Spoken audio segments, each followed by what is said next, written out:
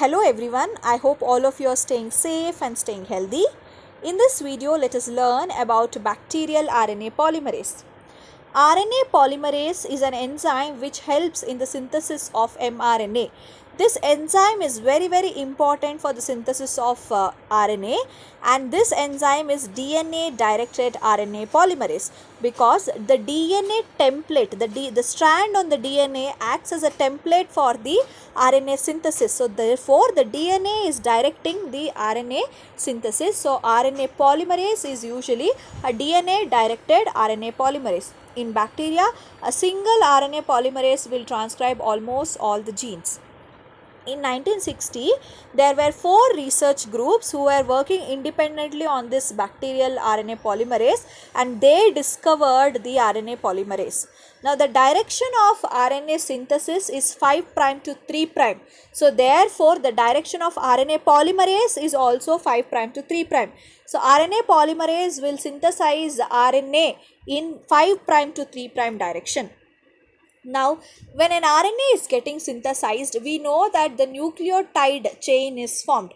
One nucleotide will combine with another nucleotide, and this will combine with the next nucleotide to form an RNA. We all know this. So, how does this chain is formed? Here is the 3' OH acts as a nucleophile. Now, where is this 3' OH? It is present on a nucleotide. Nucleotide is made up of a ribose sugar, a nitrogenous base, and 3 phosphate groups. The first phosphate, which is joined to the ribose sugar, which is linked to the ribose sugar, is called as an alpha phosphate, which is followed by beta and gamma phosphates. So this alpha phosphate, which is linked to the ribose sugar, that first phosphate is called as an alpha phosphate. So on the ribose sugar, there is a 3' OH group. At the third carbon, there is a OH group.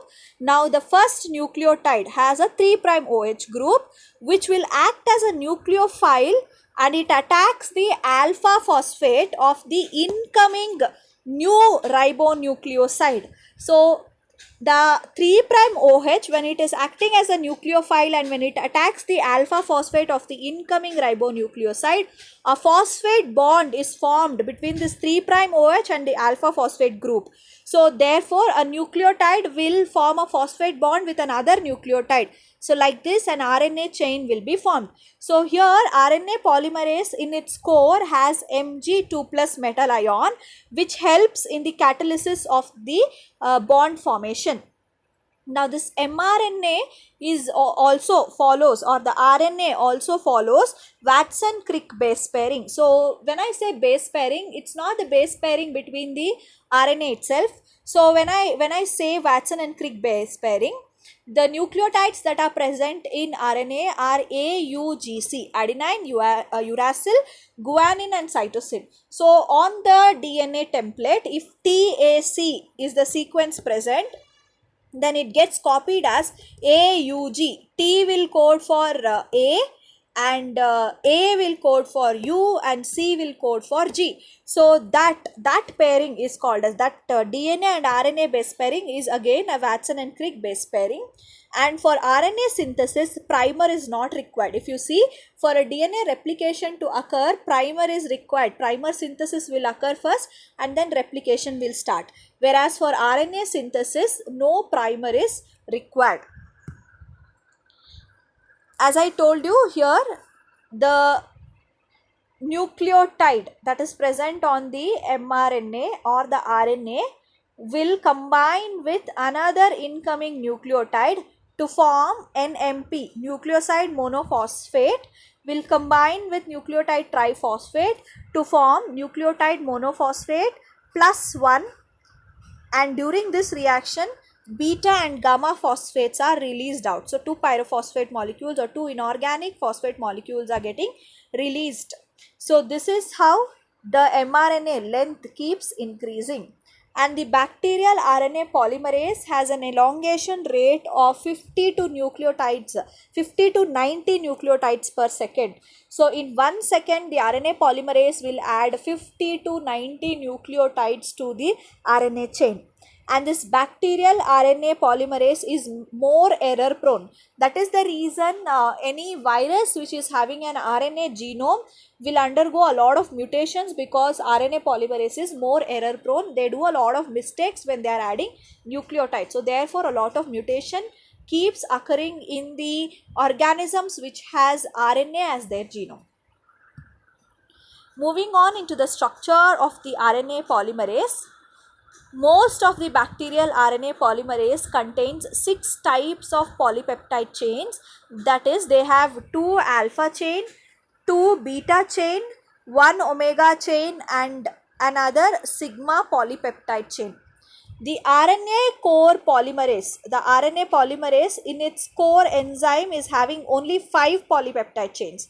The core RNA polymerase has only 5 polypeptide chains, that is alpha, alpha dash, beta, beta prime and omega. Only these 4 polypeptide chains will catalyze the RNA synthesis. But interestingly, there is another subunit which is called as the sigma factor. Now this sigma factor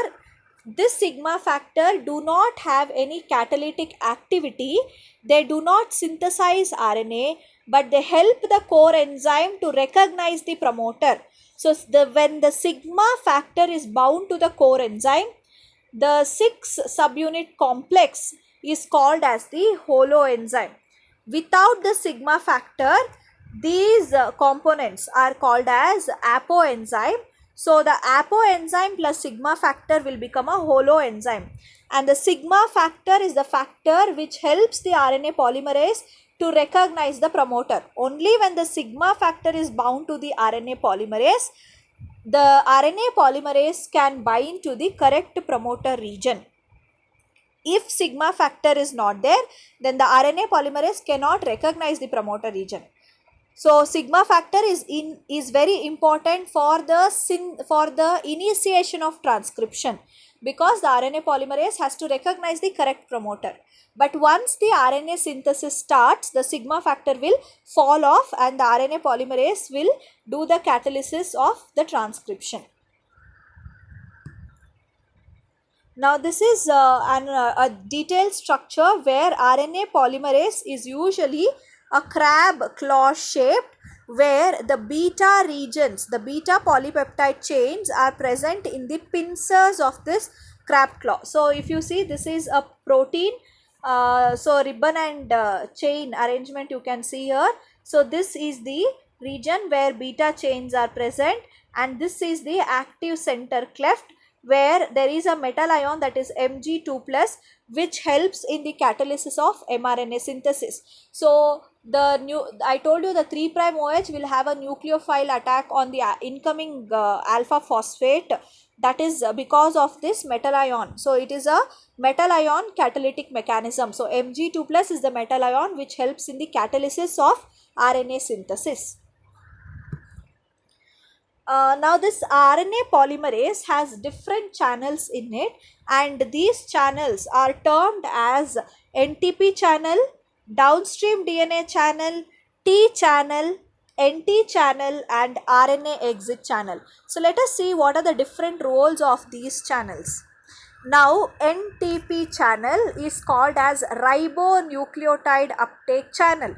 So when an RNA is getting synthesized, a new nucleoside triphosphate should be added into the RNA chain. So therefore there should be a channel which allows the entry of this nucleotide triphosphate. So NTP channel is the channel or the region or the channel through which the ribonucleotide will enter. So the NTP channel is the ribonucleotide uptake channel.